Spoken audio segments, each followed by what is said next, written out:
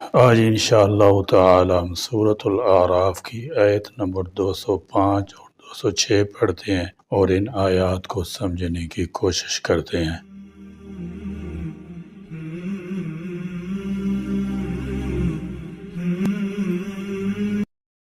اعوذ باللہ من الشیطان الرجیم، بسم اللہ الرحمن الرحیم۔ واذکر ربک فی نفسک تضرعا وخیفة ودون الجہر من القول بالغدو والآصال ولا تکن من الغافلین۔ ان الذين عند ربك لا يستكبرون عن عبادته ويسبحونه وله يسجدون۔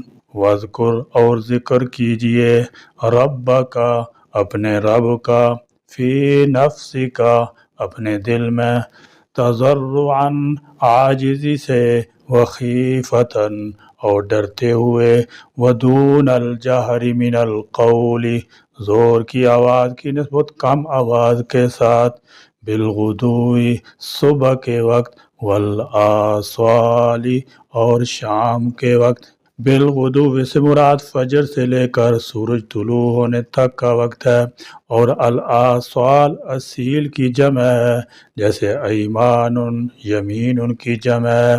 اس سے مراد عصر سے لے کر مغرب تک کا وقت ہے۔ ان اوقات میں دل کی حاضری کے ساتھ اللہ کا ذکر غفلت دور کرنے میں بے حد مفید ہے۔ بعض اوقات صبح و شام بول کر ہر وقت بھی مراد لیا جاتا ہے۔ صبح و شام سے مراد یہ دونوں مخصوص وقت بھی ہو سکتے ہیں، اور صبح شام کی نمازیں بھی، اور صبح شام بطور محاورہ استعمال ہو تو اس کا مطلب یہ ہوگا کہ ہر وقت اللہ کو یاد کرتے رہنا چاہیے یا دل میں اس کی یاد رکھنا چاہیے۔ اسی طرح ذکر سے مراد قرآن کریم کی تلاوت بھی ہو سکتی ہے، کیونکہ سب سے بڑا ذکر تو خود قرآن کریم ہے، اور نمازیں بھی ہو سکتی ہیں جن میں اللہ کو یاد کیا جاتا ہے، اور ہر وقت دل میں یاد رکھنا بھی مراد ہو سکتا ہے۔ جس ذکر میں دل اور زبان دونوں مشغول ہوں تو دل میں عاجزی اور خشوع خضوع ہونا چاہیے، اور آواز پست ہونا چاہیے، خواہ یہ ذکر جہراً ہی کیا جا رہا ہو، کیونکہ اللہ تعالیٰ کی عظمت و جلال کا یہی تقاضا ہے۔ ولا اور نہ تکن ہوں آپ، من الغافلین غافلوں میں سے۔ اس آیت میں اللہ تعالیٰ کے ذکر کی تاکید اور اس کے آداب بیان ہوئے ہیں۔ فی نفسی کا ذکر دل کے ساتھ کرے، صرف زبان چل رہی ہو اور دل حاضر نہ ہو تو خاص فائدہ نہیں۔ تضرعاً ذکر خوب عاجزی کے ساتھ اور گڑ گڑا کر کیا جائے۔ خیفتاً اللہ کا خوف دل پر طاری ہو اور اپنی عملی کوتاہی اور اللہ تعالیٰ کی گرفت کا ڈر ہو۔ دون الجہر من القول، اس کے دو مطلب ہو سکتے ہیں۔ ایک تو یہ کہ آواز کے بغیر ہو، کیونکہ یہ اخلاص سے قریب اور ریا سے دور ہے۔ دوسرا یہ کہ ذکر اور قرآن کی تلاوت نہ بالکل آہستہ ہو، نہ بہت بلند آواز سے، بلکہ درمیانی آواز کے ساتھ پڑھا جائے، جیسے کہ آپ صلی اللہ تعالی علیہ وسلم نے نماز تہجد میں حضرت بکر صدیق رضی اللہ تعالی عنہ کو آواز کچھ بلند کرنے اور حضرت عمر فاروق رضی اللہ تعالی عنہ کو کچھ پست کرنے کا حکم دیا تھا۔ دونوں صورتوں میں دل کی حاضری کے ساتھ زبان سے الفاظ کا ادا ہونا بھی ضروری ہے۔ صرف دل میں ذکر کو فکر کہتے ہیں، ذکر نہیں۔ اگر کوئی شخص نماز صرف دل سے پڑھتا جائے، زبان سے الفاظ ادا نہ کرے تو اس کی نماز نہیں ہوگی۔ وَلَا تَكُن مِّنَ الْغَافِلِينَ ذکر ہر وقت جاری رہے، خصوصاً صبح و شام کے اوقات میں، اور کبھی بھی اللہ تعالیٰ کی یاد سے غافل نہ ہو۔ خلاصہ یہ ہے کہ اللہ تعالیٰ کا ذکر دل میں کیا جائے یا درمیانی آواز میں، حد سے زیادہ بلند آواز میں چیختے ہوئے نہ کیا جائے۔ نیز اللہ تعالیٰ کا ذکر عاجزی اور خوف کے ساتھ ہو، یعنی ذکر اللہ کی اصلی روح یہ ہے کہ جو زبان سے کہے، دل سے اس کی طرف دھیان رکھے، رکھے تاکہ ذکر کا پورا نفع ظاہر ہو اور زبان و دل دونوں عضو خدا کی یاد مشغول ہوں۔ ذکر کرتے وقت دل میں رقت ہونی چاہیے، سچی رغبت رہبت سے خدا کو پکارے، جیسے کوئی خوشامد کرنے والا ڈرا ہوا آدمی کسی کو پکارتا ہے۔ ذاکر کے لہجہ میں، آواز میں، ہیبت میں تذر و خوف کا رنگ محسوس ہونا چاہیے۔ ذکر مذکور کی عظمت جلال سے آواز کا پس ہونا قدرتی چیز ہے۔ وَخَشَعَتِ الْأَصْوَاتُ لِلرَّحْمَنِ فَلَا تَسْمَعُ إِلَّا ہَمْسًا۔ اس لیے زیادہ چلانے کی ممانعت آئی ہے۔ دھیمی آواز سے سرًا یا جہرًا خدا کا ذکر کرے تو خدا اس کا ذکر کرے گا، پھر اس سے زیادہ عاشق کی خوشبختی اور کیا ہو سکتی ہے۔ ان بے شک الذین، وہ فرشتے جو عند ربک، آپ کے رب کے پاس ہیں، لا یستکبرون، نہیں وہ تکبر کرتے، عن عبادتہ، اس کی عبادت سے، ویسبحونہ، اور وہ اس کی تسبیح بیان کرتے ہیں، وَلَہُ، اور اسی کو، یسجدون، وہ سجدہ کرتے ہیں۔ فرمایا ان الذین عند ربک، وہ جو تیرے رب کے پاس ہیں، یعنی ملائے اعلیٰ اور دوسرے فرشتے ہیں، لا یستکبرون عن عبادتہ، وہ اس کی عبادت سے تکبر نہیں کرتے۔ فرشتے اگرچہ پاک اور مقدس ہیں، گناہوں سے مبرہ ہیں، مگر پھر بھی اللہ تعالیٰ کی عبادت میں لگے رہتے ہیں۔ ان کے مقابلے میں انسان تو خطا کار ہیں، اس لیے انہیں اس طرف زیادہ توجہ دینی چاہیے اور اللہ تعالیٰ کی عبادت سے غافل نہیں ہونا چاہیے۔ فرمایا ایک تو فرشتے اللہ کی عبادت کرتے ہیں، اس کے علاوہ وَيُسَبِّحُونَهُ، وہ ہر وقت اللہ کی تسبیح بیان کرتے رہتے ہیں۔ تسبیح کا معنی خدا تعالیٰ کی تنزیہ۔ جب کوئی شخص سبحان اللہ کہتا ہے تو اس کا مطلب یہ ہوتا ہے کہ اللہ تعالیٰ کی ذات ہر عیب، کمزوری اور نقص سے پاک ہے۔ یہ بہت بلند کلمہ ہے۔ حضور اکرم صلی اللہ تعالیٰ علیہ وسلم نے فرمایا کہ اللہ تعالیٰ نے اپنے ملائکہ کے لیے 4 کلمات منتخب فرمائے ہیں، یعنی سبحان اللہ، الحمدللہ، لا الہ الا اللہ اور اللہ اکبر۔ بلا شبہ اللہ ہی بڑا ہے، اس لیے سورہ مدثر میں حکم ہے ربک فکبر، یعنی اپنے پروردگار کی بڑائی بیان کریں اور اس کا ذکر کیا کریں۔ فرمایا اللہ کے فرشتے ایک تو تسبیح بیان کرتے ہیں اور دوسرے والا ہو یسجدون، اور اس کے سامنے سجدہ ریز ہوتے ہیں۔ سجدہ بھی بہت بڑی عبادت ہے۔ حضور اکرم صلی اللہ تعالی علیہ وسلم کا ارشاد ہے کہ سجدہ کی حالت میں انسان اللہ تعالیٰ کے سب سے زیادہ قریب ہوتا ہے۔ سجدہ میں انتہائی درجے کی عاجزی پائی جاتی ہے اور یہی چیز اللہ تعالیٰ کو پسند ہے۔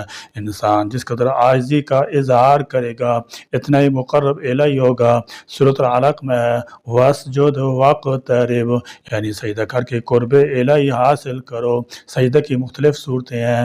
سجدہ نماز کے لیے بھی ہوتا ہے، سجدہ تلاوت بھی ہے، اور عطائے نعمت پر سجدہ شکر بھی ادا کیے جاتا ہے۔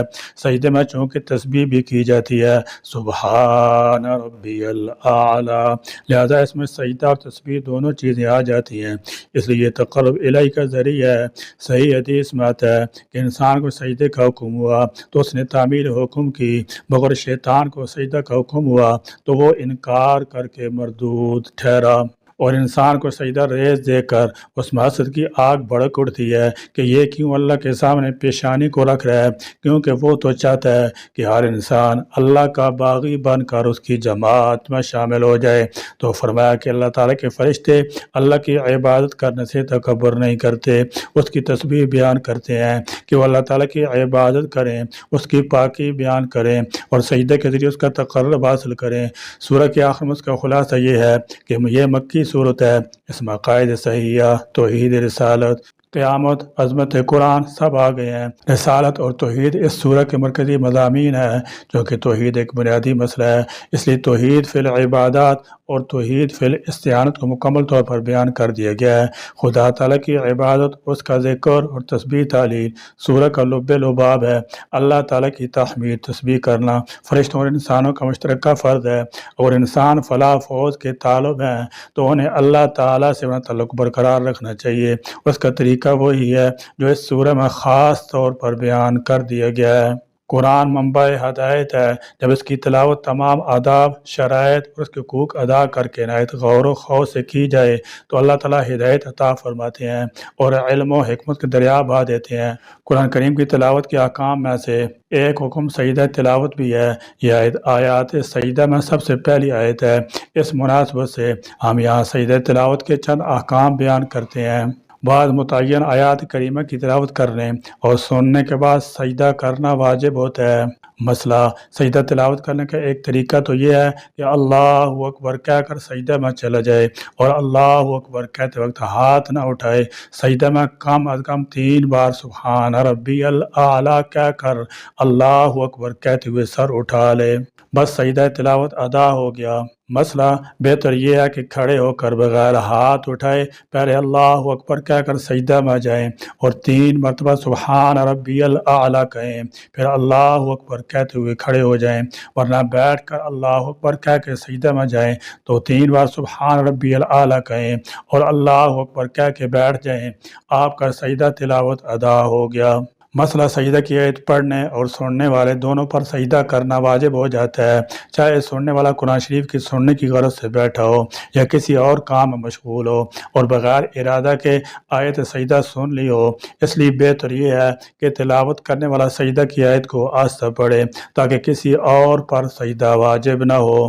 مسئلہ اگر نماز میں سجدہ کی آیت پڑھی مگر نمازی میں سجدہ تلاوت ادا نہ کیا تو نماز کے بعد سجدہ کرنے سے سجدہ تلاوت ادا نہ ہوگا اور وہ شخص گناہ گار ہوگا، اب سوائے توبہ استغفار کے اور کوئی صورت نہیں۔ مسئلہ امام صاحب سجدہ کی آیت بھول گئے اور مقتدی نے پڑھ کر لقمہ دیا اور امام نے وہ آیت پڑھ کر سجدہ تلاوت کیا تو بس یہ ایک سجدہ ہی کافی ہے، الگ الگ 2 سجدے کرنا واجب نہیں۔ مسئلہ نماز میں اگر کوئی شخص آیت سجدہ پڑھے تو فوراً سجدہ کرنا واجب ہے۔ اگر کوئی چھوٹی 3 آیتیں یا ایک لمبی آیت پڑھ کے سجدہ تلاوت کیا تو آخر میں سجدہ سہو کرنا واجب ہے۔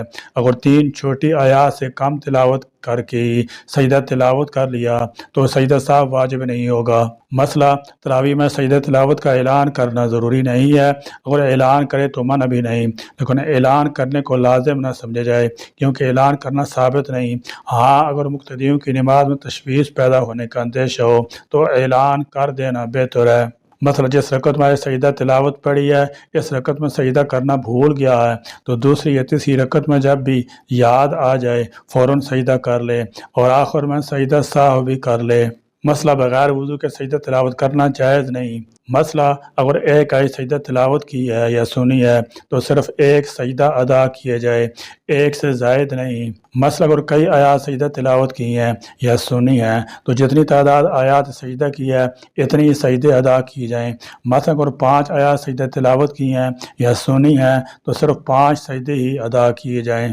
مسئلہ فوراً اسی وقت سجدہ کرنا ضروری نہیں، لیکن مستحب یہ ہے کہ وضو ہو تو اس وقت سجدہ کر لے، شاید بعد میں یاد نہ رہے۔ مثلا جو چیزیں نماز کے لیے شرط ہیں وہ سجدہ تلاوت کے لیے بھی شرط ہیں، مثلا وضو کا ہونا، جگہ کا پاک ہونا، بدن کا پاک ہونا، کپڑوں کا پاک ہونا، قبلے کی طرف رخ کرنا وغیرہ۔ مثلا اگر کسی عورت نے حیض یا نفاس کی حالت میں کسی سے ایسی سجدہ سن لی اس پر سجدہ تلاوت واجب نہیں ہوا، اور اگر ایسی حالت میں ایسی سجدہ سنی کہ مدت حیض یا مدت نفاس پوری ہو چکی تھی لیکن ابھی غسل نہیں کیا تھا تو اب سجدہ تلاوت اس پر واجب ہو چکا ہے، غسل کے بعد ادا کرنا ضروری ہے۔ مسئلہ نماز پڑھنے کے دوران کسی اور شخص سجدہ کی آیت سنی تو نماز میں سجدہ نہ کیا جائے بلکہ نماز مکمل کر لینے کے بعد سجدہ ادا کرے۔ اگر نماز ہی میں سجدہ تلاوت ادا کیا تو وہ سجدہ ادا نہیں ہوگا، دوبارہ کرنا پڑے گا اور گناہ بھی ہوگا۔ مسئلہ اگر سجدہ کی کوئی آیت پڑھی اور سجدہ نہیں کیا پھر اسی جگہ نماز کی نیت کی، وہی آیت نماز میں پڑھی اور نماز میں سجدہ تلاوت کیا تو یہی سجدہ تلاوت کافی ہے، دونوں سجدے ادا ہو جائیں گے۔ البتہ اگر جگہ بدل گئی ہو تو دوسرا سجدہ کرنا واجب ہوگا۔ مثلا اگر کوئی شخص کسی امام سے آیت سجدہ سننے کے بعد اس کی اقتداء کرے تو اس کو امام کے ساتھ سجدہ کرنا چاہیے، اور اگر امام سجدہ کر چکا ہو تو 2 صورتیں ہیں۔ پہلی صورت جس رکعت میں امام نے آیت سجدہ تلاوت کی ہو وہی رکعت اس کو اگر مل جائے تو اس کو سجدہ کرنے کی ضرورت نہیں، اس رکعت کے مل جانے سے یہ سمجھا جائے گا کہ وہ سجدہ میں مل گیا۔ دوسری صورت وہ رکعت نہ ملے تو نماز پوری کرنے کے بعد سجدہ کرنا واجب ہے۔ مثلا اگر آیت سجدہ کی تلاوت کے فوراً بعد یا 2-3 آیات پڑھ کر رکوع کیا اور اس میں نیت سجدہ تلاوت کی کر لی تو سجدہ تلاوت ادا ہو جائے گا۔ اس میں مقتدیوں کی بھی نیت کرنے کی ضرورت ہے، بغیر نیت کے ان کے ذمہ سجدہ تلاوت ادا نہ ہوگا۔ اور 3 آیات سے زیادہ تلاوت کر لیں تو اب رکوع میں نیت کرنے سے سجدہ تلاوت ادا نہ ہوگا۔ مسئلہ اور کسی آدمی کے ذمہ میں بہت سارے سجدہ تلاوت باقی رہ گئے اور اب بیماری کی وجہ سے زمین پر سجدہ کرنے پر قادر نہیں رہا، تو اب وہ جس طرح نماز کا سجدہ اشارہ سے کرتا ہے، سجدہ تلاوت کا سجدہ بھی اس طرح اشارہ سے کرنے سے ادا ہو جائے گا۔ اس کے بجائے فدیہ دینا کافی نہیں اور تاخیر کی وجہ سے توبہ استغفار لازم ہے۔ مسئلہ آیت سجدہ کا ایک جز بھی تلاوت کر لیا تو سجدہ کرنا واجب ہو جاتا ہے اگرچہ پوری آیت تلاوت نہ کی ہو۔ مسئلہ اگر مکروہ اوقات میں یعنی طلوع آفتاب، غروب شمس اور زوال کے وقت آیت سجدہ تلاوت کی گئی تو ان اوقات میں سجدہ تلاوت کرنا جائز ہے مگر مکروہ تنزیہی ہے۔ افضل اور بہتر یہ ہے کہ مکروہ اوقات نکل جانے کے بعد سجدہ کرے، اور اگر آیت سجدہ کی تلاوت ان وقتوں کے علاوہ کسی اور وقت میں کی گئی تو اس کا سجدہ ان 3 مکروہ وقتوں میں کرنا ٹھیک نہیں بلکہ مکروہ وقت سے پہلے یا بعد میں کیے جائے۔ یا اللہ کریم ہمیں قرآن پاک کی صحیح عظمت و وقت اور ادب و احترام نصیب فرما اور اس کے علم کے ساتھ اس کے اتباع کی بھی توفیق عطا فرما۔ یا اللہ کریم قرآن کریم کی سمجھ اور فہم عطا فرما اور اس پر عمل کی توفیق نصیب فرما۔ آمین وصلی اللہ تعالی علی رسولہ محمد وآلہ وصحابہ وازواجہ واتباعہ اجمعین برحمتک یا ارحم الراحمین۔